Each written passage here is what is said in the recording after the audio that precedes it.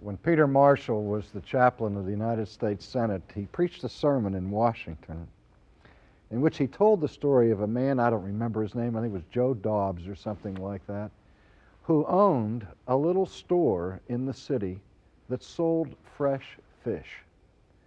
And Peter Marshall told of an experience that this man had one morning when he came to work, and he opened up his store and he enjoyed the aroma that greeted him as he walked inside, the odor of fresh fish and brine and all the rest, and he was getting things in order to open the store to the public, and the first customer that came in the door was a strange-looking man in a blue serge suit.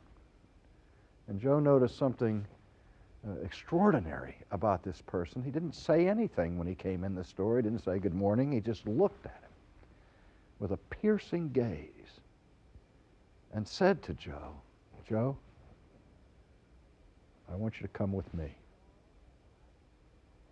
And inexplicably, Joe felt like he was drawn by a magnet that couldn't be resisted. He took off his apron, hung it up on the rack, walked from around the counter, and went out to the door, hung the close sign on the door, and walked out in the street with the man in the blue serge suit and never went back. Well, of course, that never really happened in Washington. Peter Marshall was playing a little game here with his congregation. He was trying to put into a contemporary setting the call of the disciples of Jesus to ministry, where Jesus went by the seashore and he found Peter and Andrew and so on and James and John and said to them as they were mending their nets, "Follow me." And these professional people, for some reason, forsook everything that was part of their lives, and they left their nets where they were and walked away and followed Christ. Now, when we read of the call of the disciples in the New Testament, we are reading about people who had a face-to-face meeting with Christ and whose lives were never the same thereafter.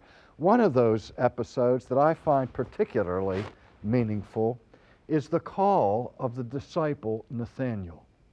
We read that at the latter portion of the first chapter of the Gospel of St. John.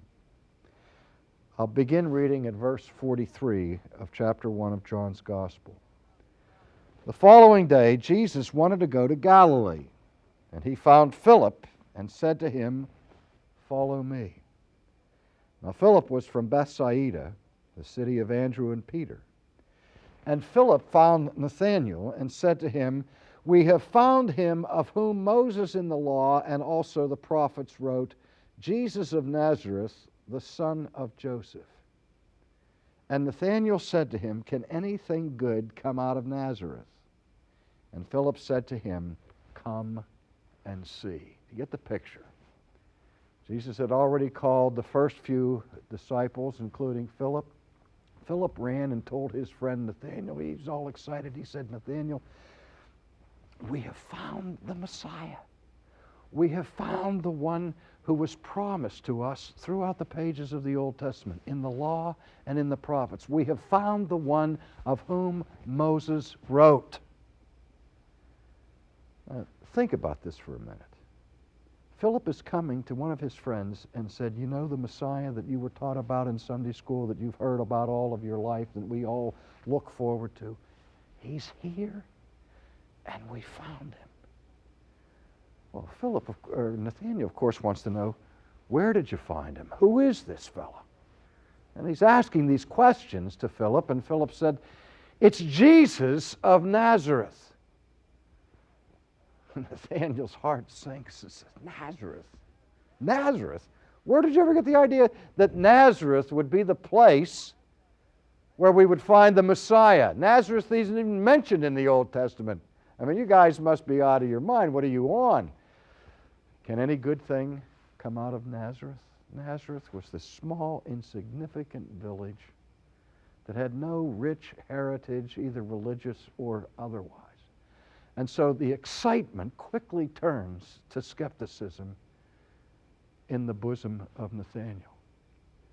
And Philip did the same thing that Peter and James and John did when they were telling others. He said, "Well, look, at least Come and see. Let me show you this man, and then you come to your own conclusion. You make your own judgment. Don't just rely on my testimony. Come and see. If I can read between the lines, I can see Nathaniel saying, well, okay, out of my friendship to you, I'll humor you. I'll come and see. That's the least I can do.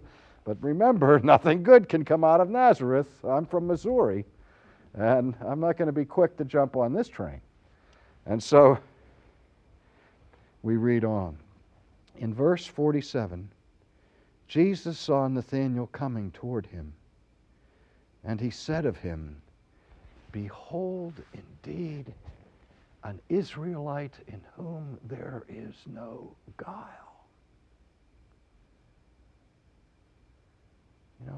The Bible says very little about Nathaniel.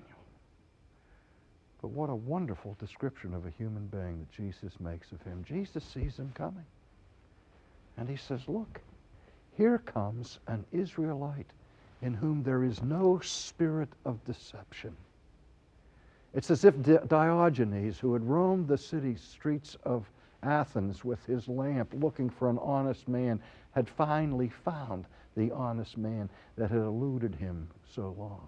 Jesus said, here's an honest man, an Israelite in whom there is no guile. And Nathaniel hears this, and he is guileless.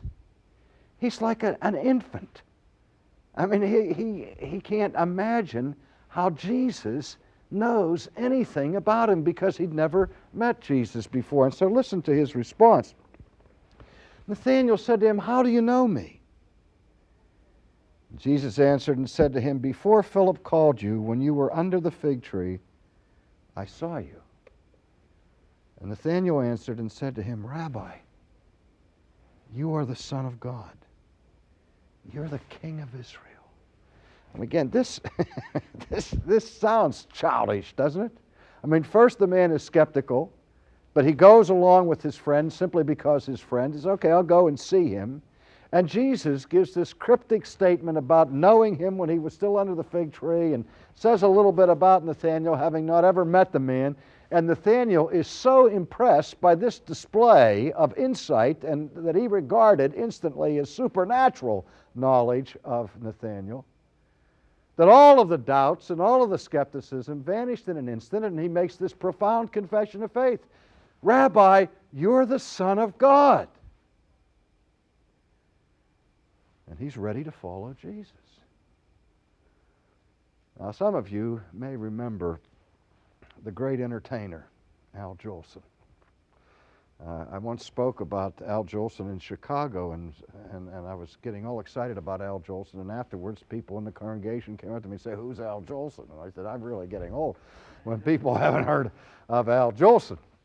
Well, Al Jolson was a fantastic singer, entertainer, and his live performances were extraordinary. He was as animated as Sammy Davis Jr. was. And Jolson used to get out there and he would belt some of these songs out, and the people would go nuts. They would roar with their approval. And then he would come and he would slide across the stage and get up, and then his famous expression that he used over and over again was this. You've heard this expression. You maybe haven't attributed it to Al Jolson, but you've heard it. Jolson's famous line was this: You ain't seen nothing yet.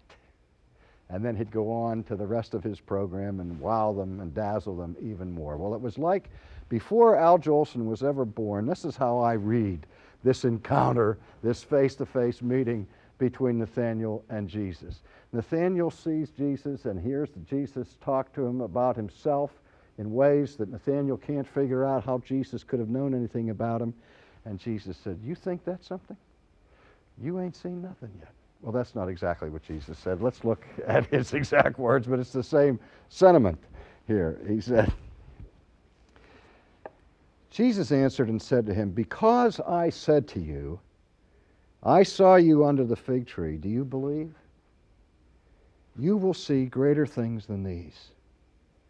And he said to him, Most assuredly, I say to you, hereafter you shall see heaven open and the angels of God ascending and descending upon the Son of Man.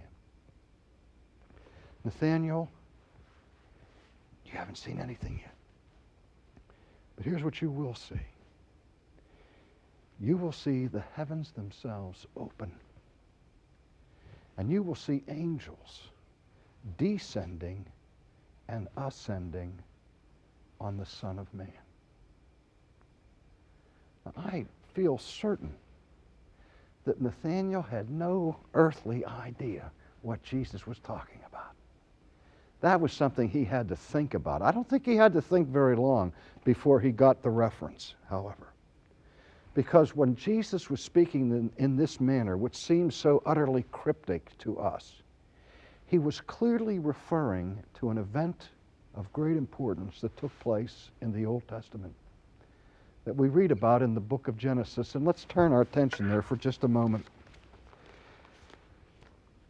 If we turn back to Genesis 28, beginning at verse 10, we read these words.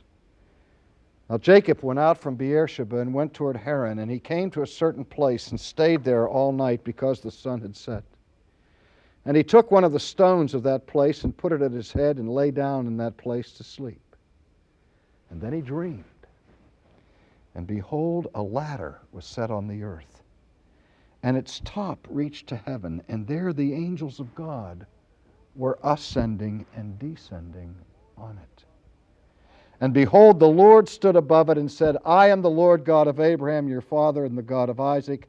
The land on which you lie I will give to you and to your descendants, and your descendants shall be as the dust of the earth, and so on.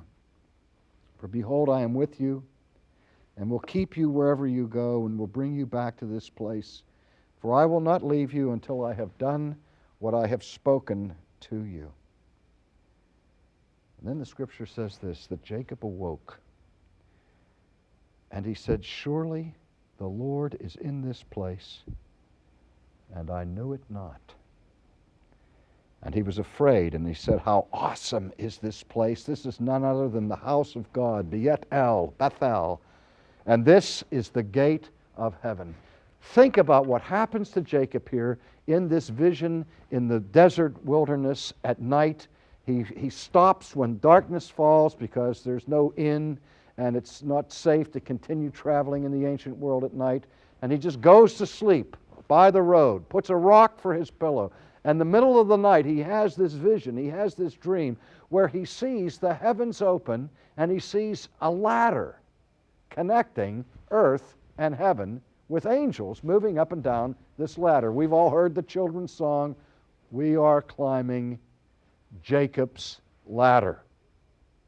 What was the significance of this encounter that Jacob has that changes his life at Bethel, a place called the house of God?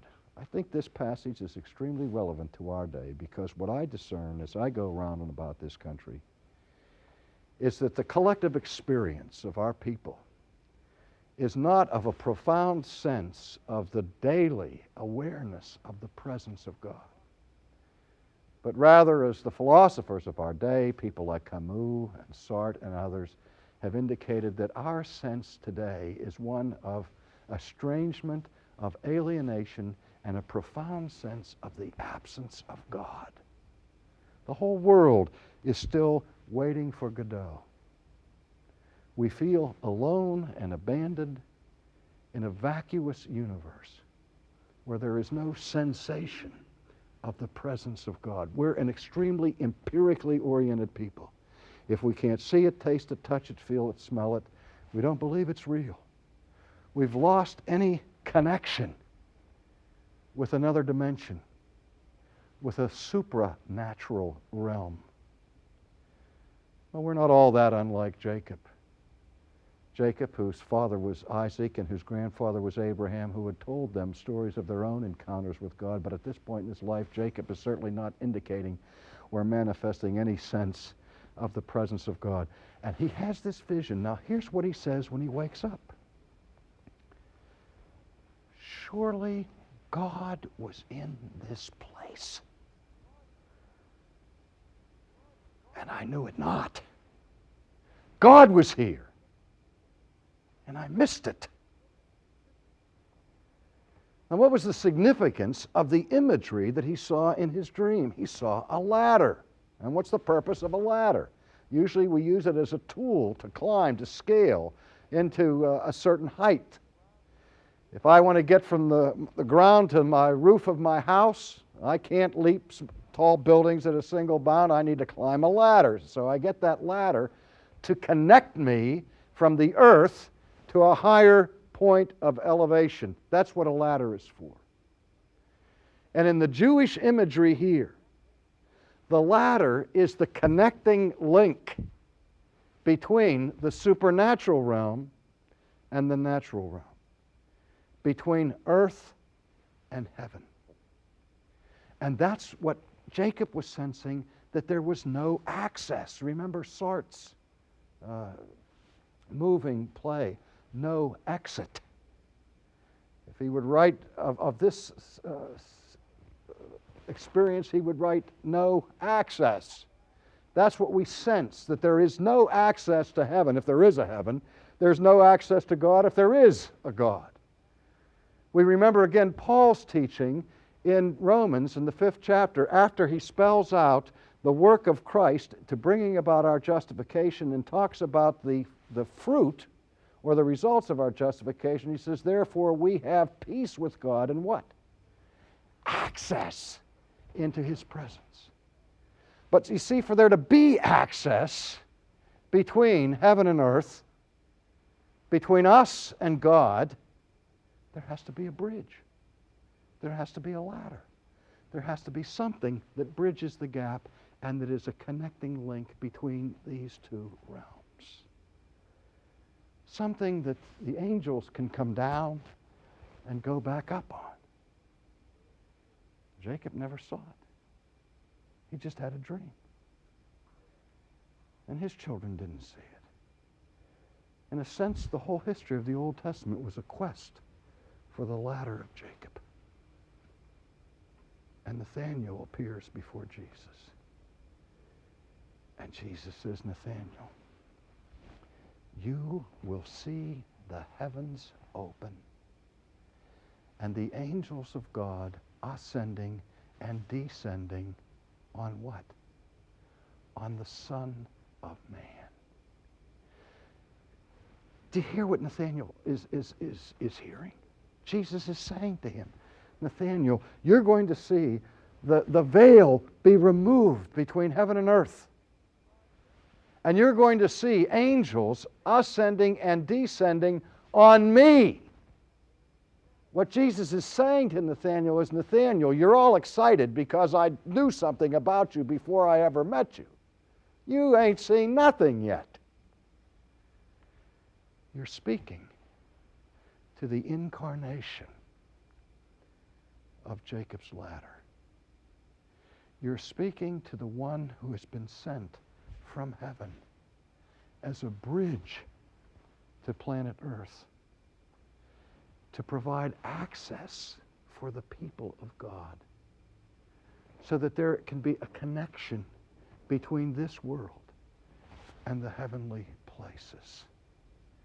So in these cryptic words, Jesus is foreshadowing, as it were, to Nathaniel the whole focal point of his earthly ministry, because his ministry is to be that of a mediator. Jesus is called the mediator of the new covenant. And what does a mediator do? The mediator stands between two parties that are estranged, that are missing each other, that are not connecting. There seems to be no access of a relationship between the two. But the ladder of Jacob bridges the gap. And Christ comes to mediate between heaven and earth, between God and man.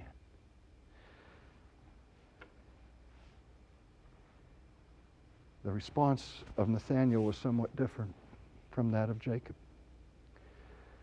When God came in the midst of the night to Jacob. Jacob was terrified, and Jacob was astonished. Jacob was in awe, and he said, surely God was in this place. I missed it. I knew it not. When Nathaniel meets Jesus, and the living ladder of Jacob appears, what is the response of Nathaniel? Thou art the Son of God. In a sense, what Nathaniel was in whom there was no guile. He saw what Jacob failed to see. He said, surely God is in this place, and I know it well.